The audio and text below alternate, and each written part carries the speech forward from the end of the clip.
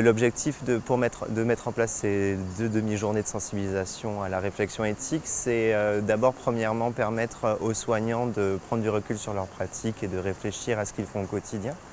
C'est aussi la possibilité d'offrir les meilleures alternatives possibles aux patients en termes de prise en charge et de qualité de soins.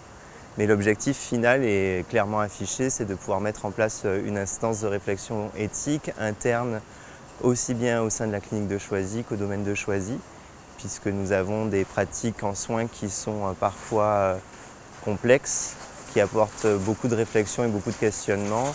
Et l'idée, c'est de mettre en place une instance qui accompagne les professionnels de santé au sein des deux établissements. La réflexion éthique, elle est importante dans les pratiques professionnelles pour plusieurs raisons. Déjà, la plus évidente, c'est que c'est une aide à la prise de décision. En fait, quand on est confronté à un dilemme éthique, on n'est pas bien, c'est difficile parce qu'il n'y a pas une bonne solution. Et donc la réflexion éthique, elle permet collectivement à plusieurs de réfléchir, de construire ensemble une solution qui est la moins mauvaise possible. Donc la réflexion éthique, elle va permettre de réfléchir sur les valeurs qui sont en cause et d'aboutir à une solution donc décidée collectivement. Et ça permet d'aider à une prise de décision. Et puis aussi pour le soignant, ça aide en fait à redonner du sens au travail parce que on s'éloigne un petit peu du quotidien. Et ça permet de ne plus être dans la tête dans le guidon, je dirais, et de réfléchir en termes de valeurs, en termes de principes, par rapport à des pratiques qui sont parfois un petit peu lourdes et un petit peu pesantes. La culture éthique, elle se développe déjà par des actions comme celles qui ont été faites aujourd'hui, c'est-à-dire par des actions de sensibilisation. Parce que la première question, c'est quoi l'éthique ? Et en fait, c'est pas évident d'y répondre. Donc, il y a d'abord des formations pour les personnels des établissements comme la clinique de Choisy qui permettent de comprendre en fait ce qu'est l'éthique et à quoi ça sert.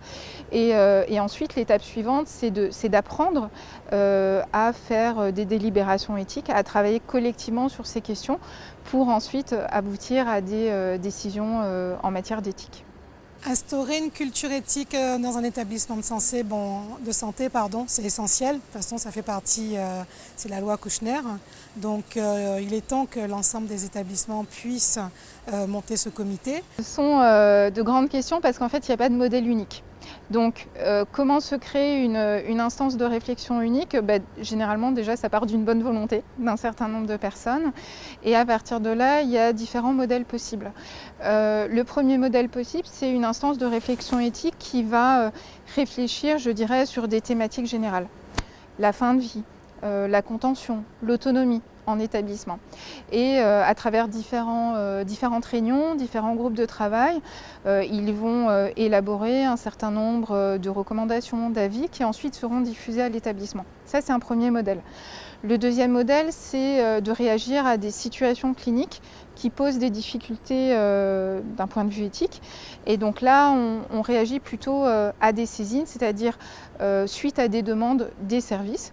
Et puis enfin, il y a la possibilité pour une instance de réflexion éthique de mêler les deux modalités et donc de réfléchir aussi bien à des sujets généraux qu'à des situations cliniques. On n'a pas eu de difficulté pour avoir des inscriptions sur les 2 demi-journées de sensibilisation. On a réussi en quelques semaines à mobiliser plus d'une cinquantaine d'agents sur cette thématique. Ce n'est pas tous les sujets de sensibilisation, de formation qui suscitent un tel engouement. Si cette instance est mise en place, nous allons accompagner l'ensemble des agents avec de la formation, de manière à aller au-delà de la sensibilisation, mais vraiment aller dans la formation, la compréhension et d'avoir tous les outils nécessaires à la mise en place d'une instance éthique au sein des 2 établissements.